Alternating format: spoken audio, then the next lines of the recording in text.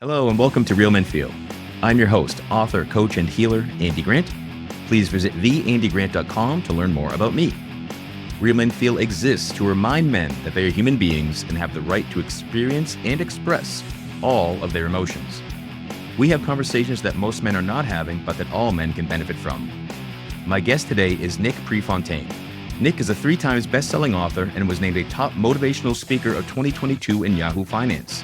He's also the founder and CEO of Common Goal. At age 14, Nick suffered a life-threatening snowboarding accident.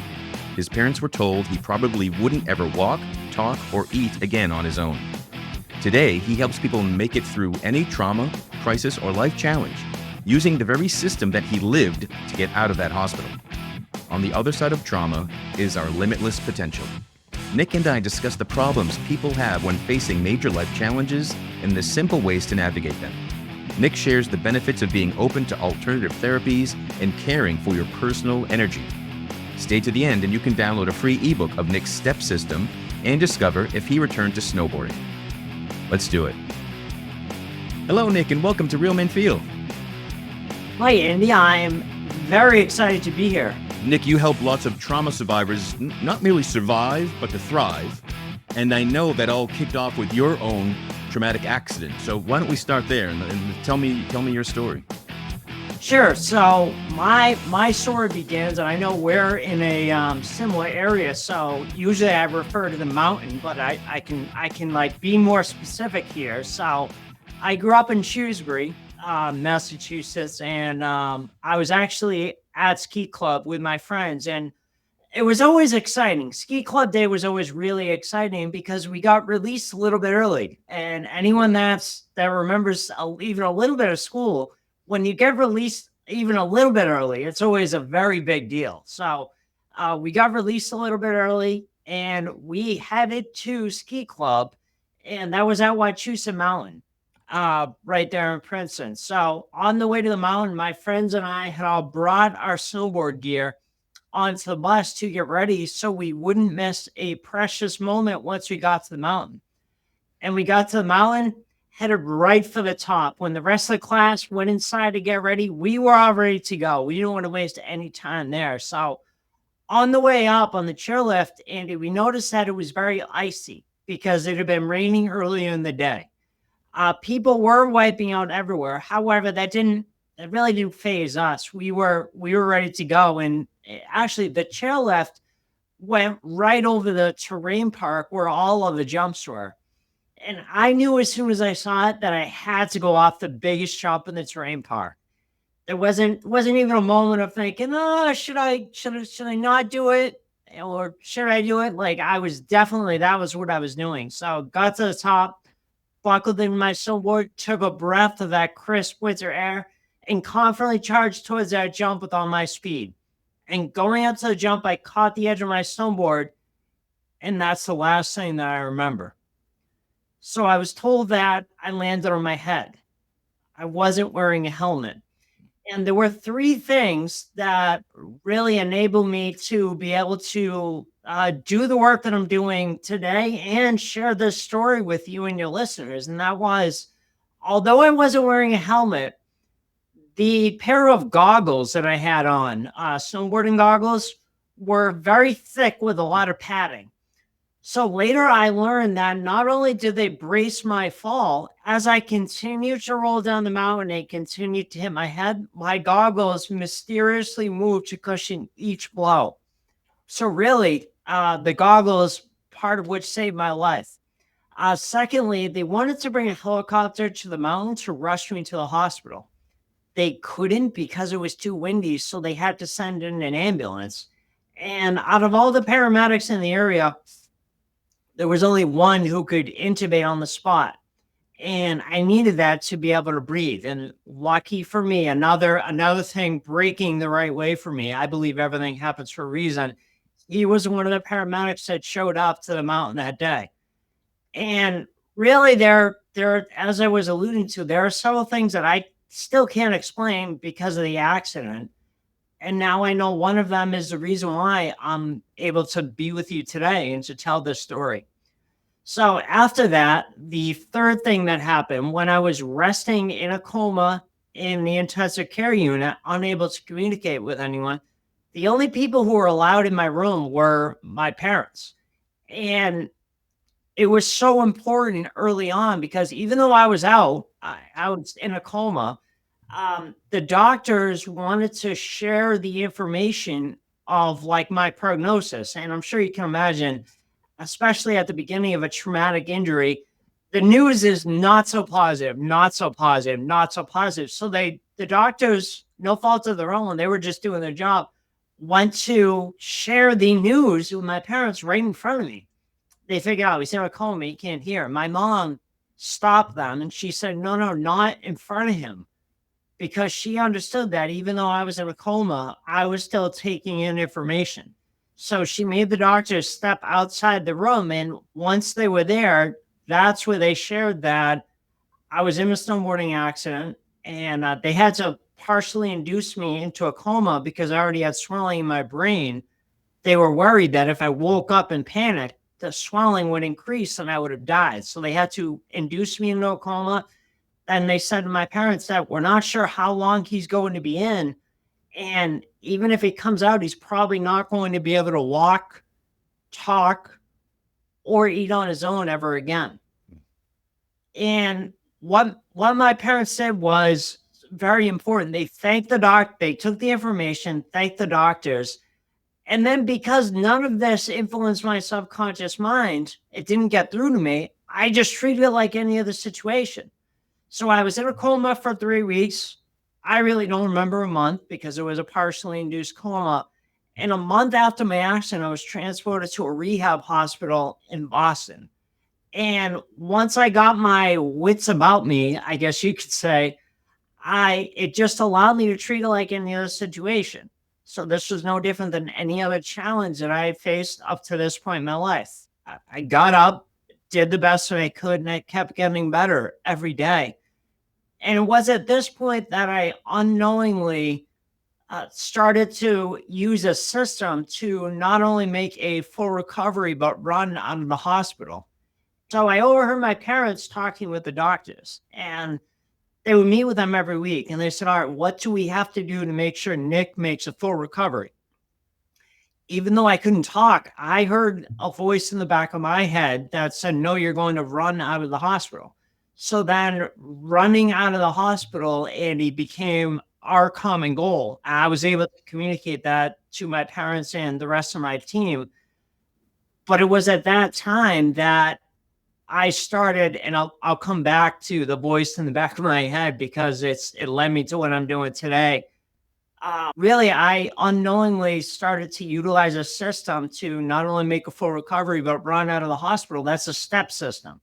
STEP is an acronym. It stands for support. Make sure you have the support of your family and friends right from the beginning.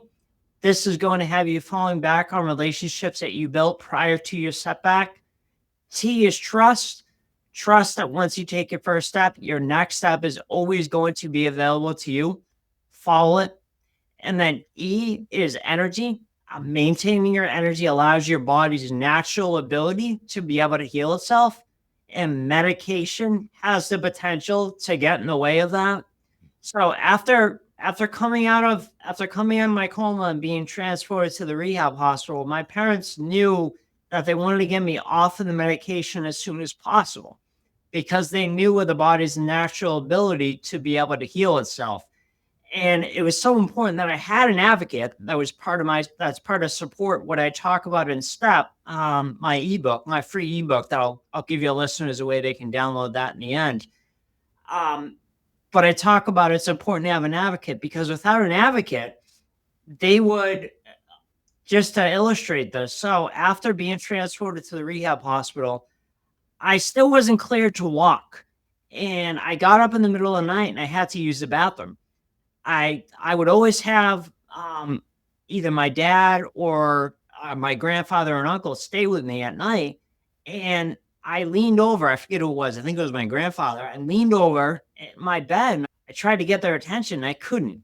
So I had to hobble my way to the bathroom and nothing happened. It was fine. But then the hospital found out the next day and they freaked out. And they said, oh, we're going to give him this many cc of that medication, that many cc's of this other medication, and that should really calm him down, so he's ready to go to sleep. And my mom said, no, you're not. Just ask him not to do that again. Love and respect all the people that work in the hospitals, and I'm thankful that I was able to have that care. However, if I didn't have an advocate there, they would have just drugged me to make their jobs easier. Right. Yeah. Every aspect of you didn't need treatment, though they were attempting to give it some.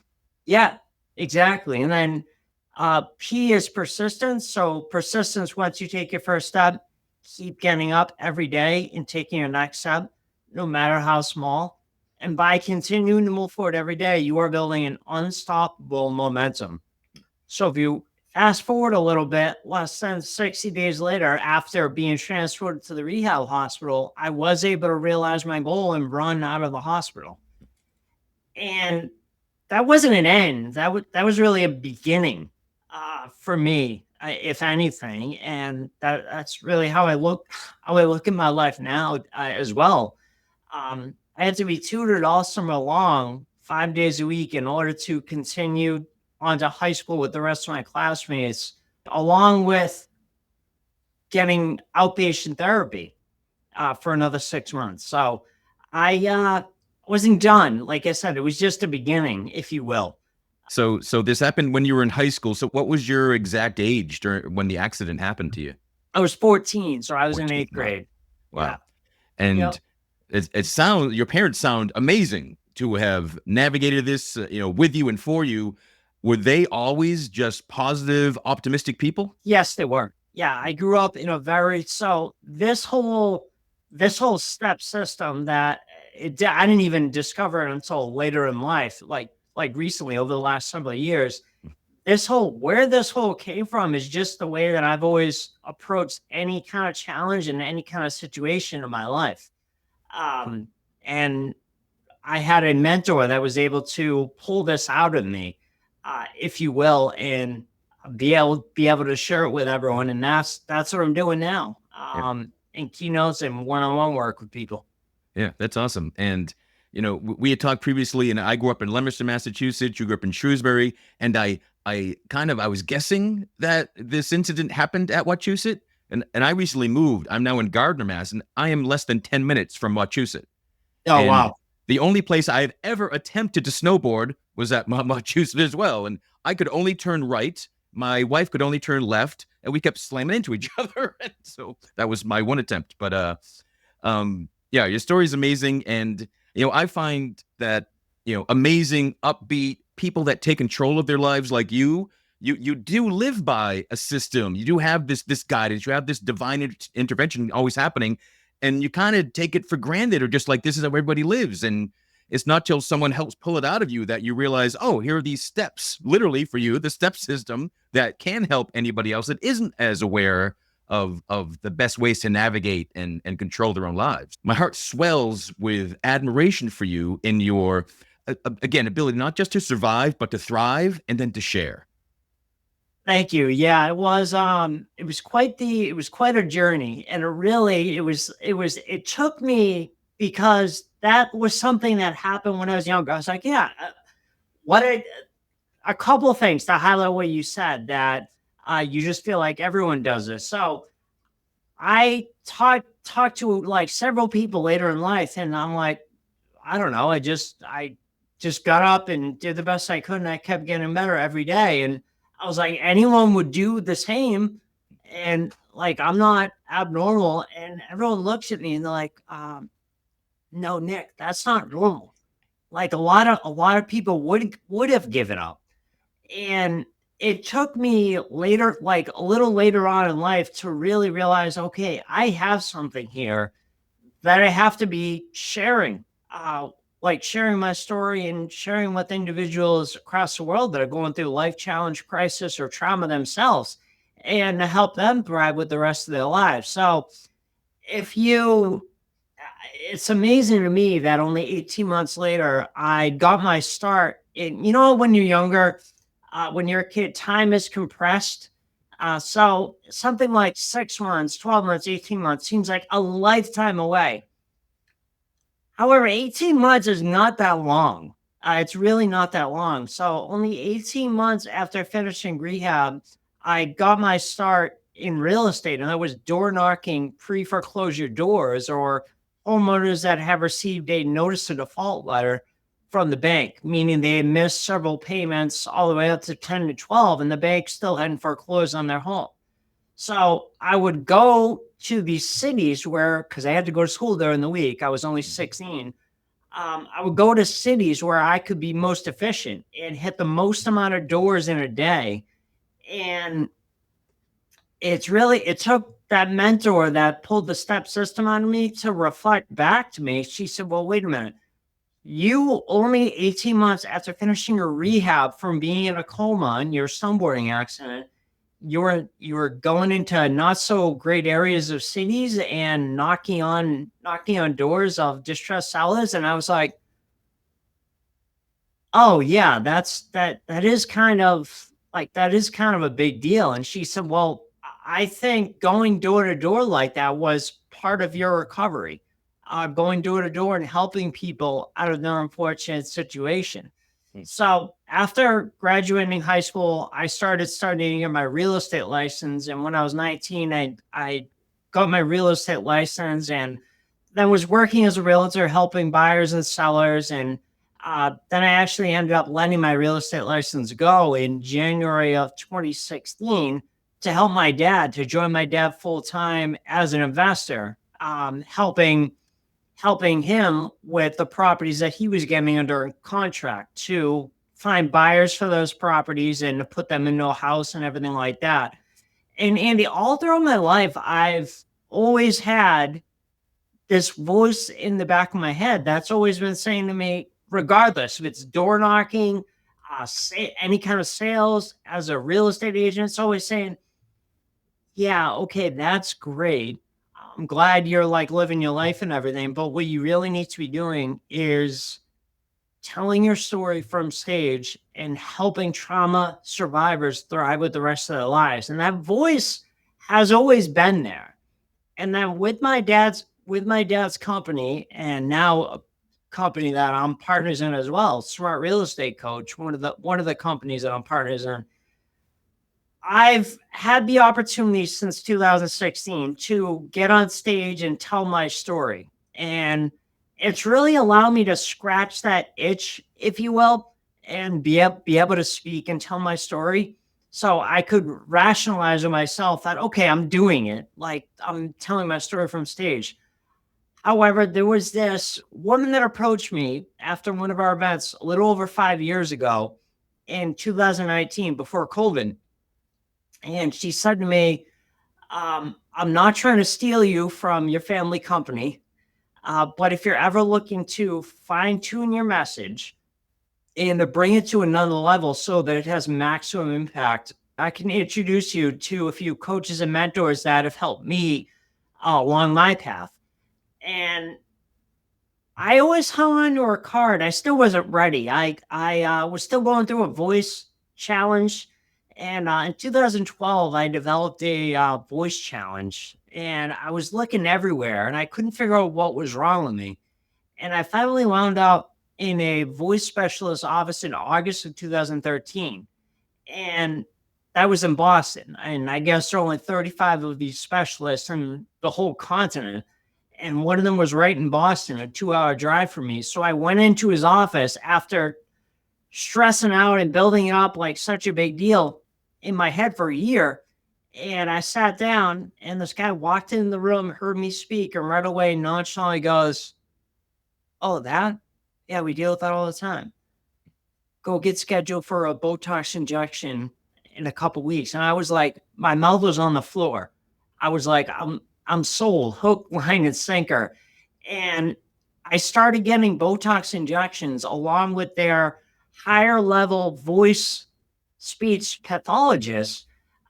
And I had to get that for 7 years. So, in combination with developing the issue in 2019 and getting the treatments, the Botox injections into my vocal folds, I had to deal with that for 8 years.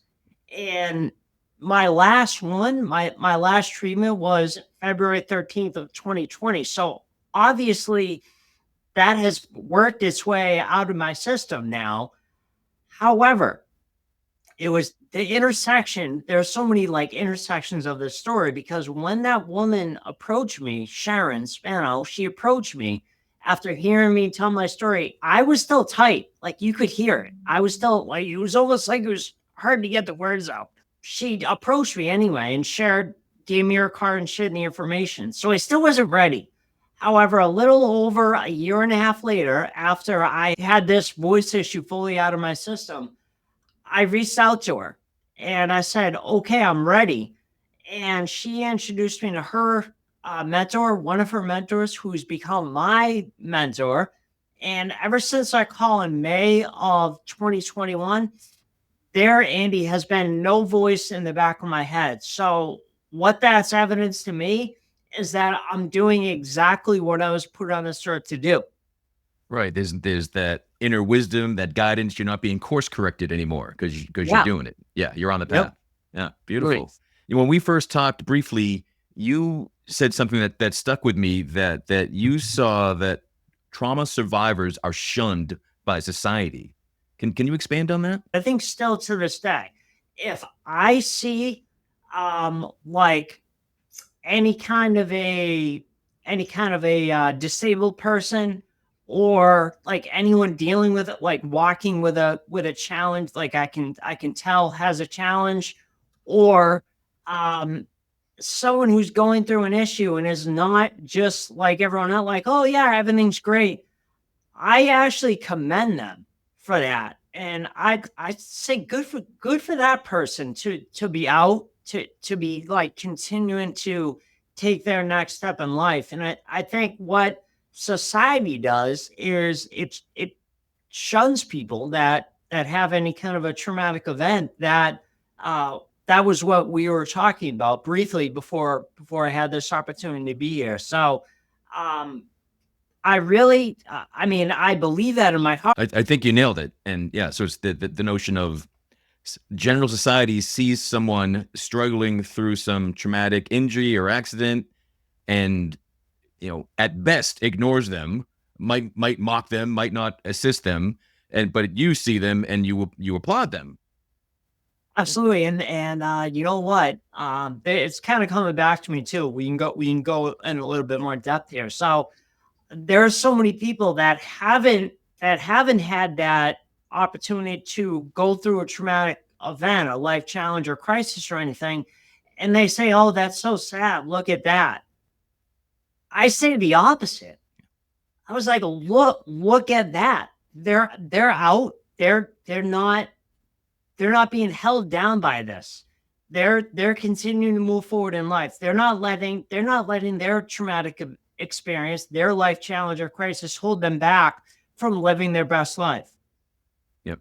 And one thing I that sticks with me too from the step system of support, trust, energy, and persistence. Everything except support is up to you. So it really seems that perhaps reclaiming ownership of your life is such a powerful aspect of all those steps. Does that make sense to you? Absolutely. And it does make sense. And just to provide a little color to this, so something that I go into detail within STEP, and I only had the opportunity to share like a 10,000-foot view of it.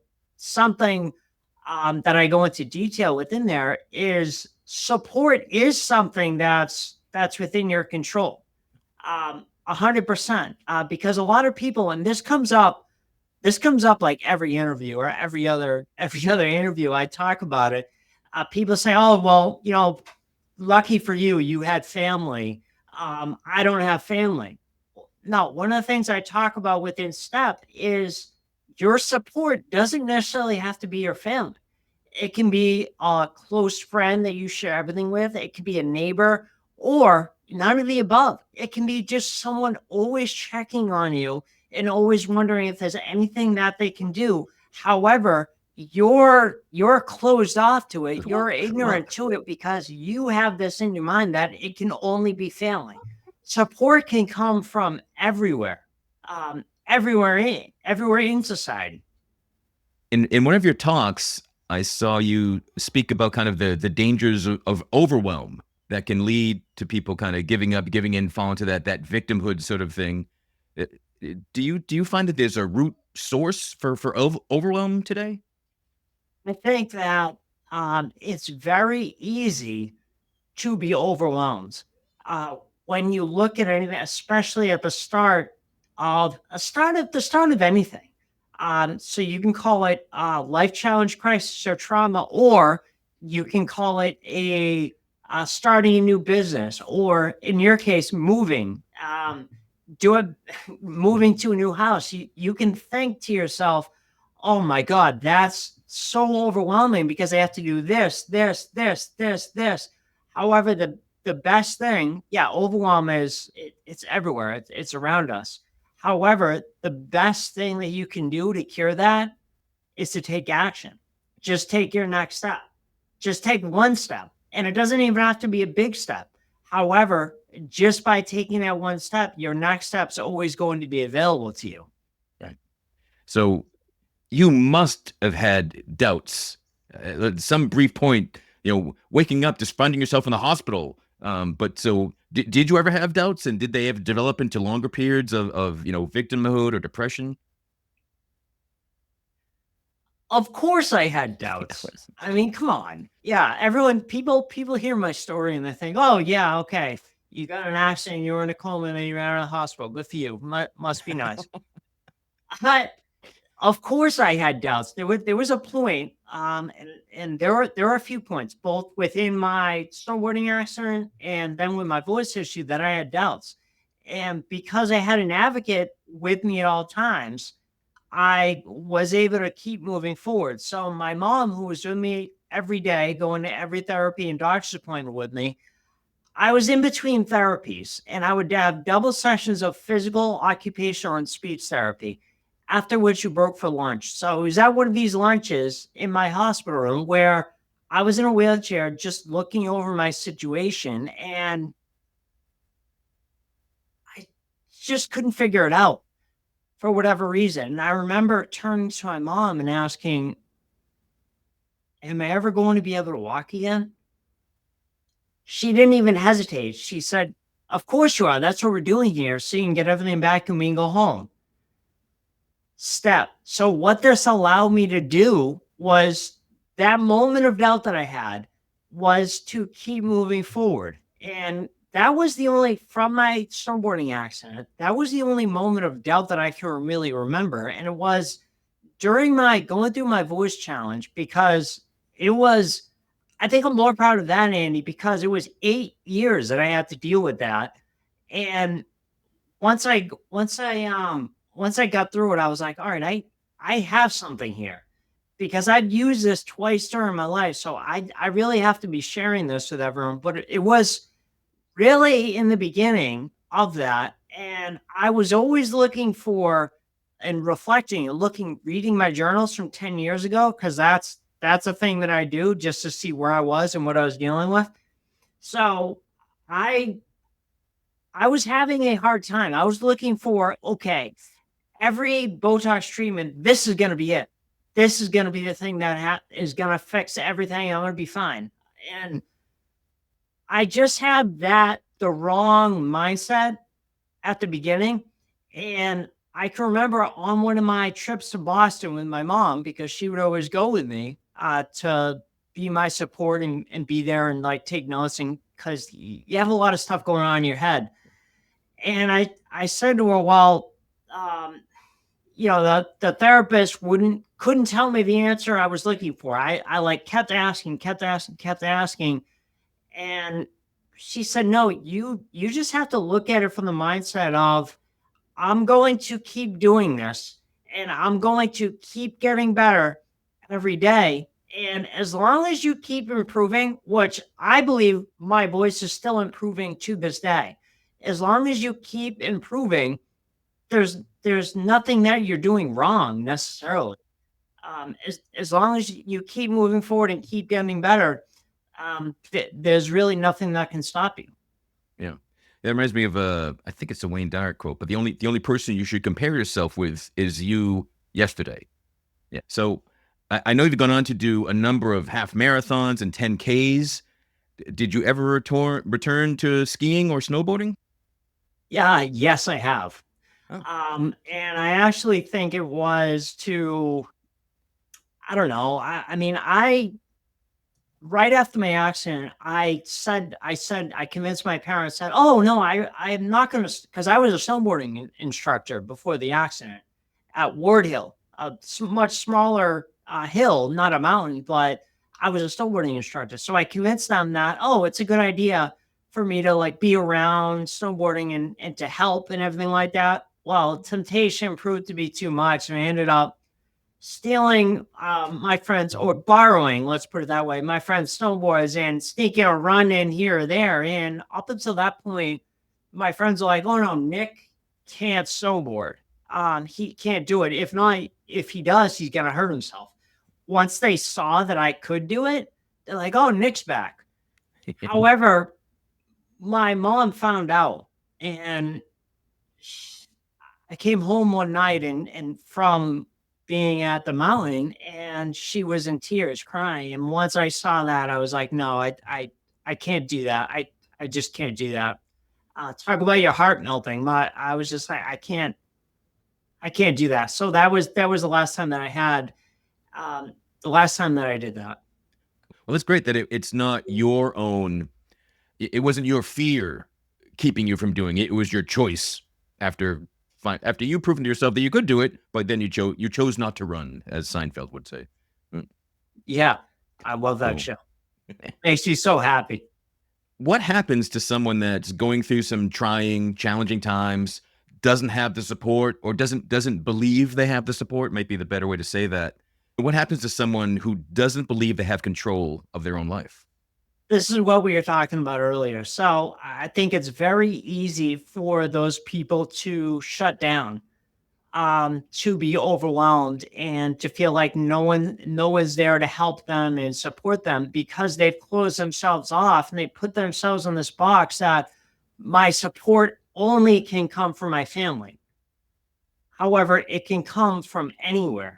They shut down to that, and they go inside of themselves. And that's really the hardest thing for people, is because when that happens, they become stuck. So the best way to get out of that is to look outside of yourself and look who's willing to help you, who is your support, and then just take that step and just continue moving forward and continue taking your next step.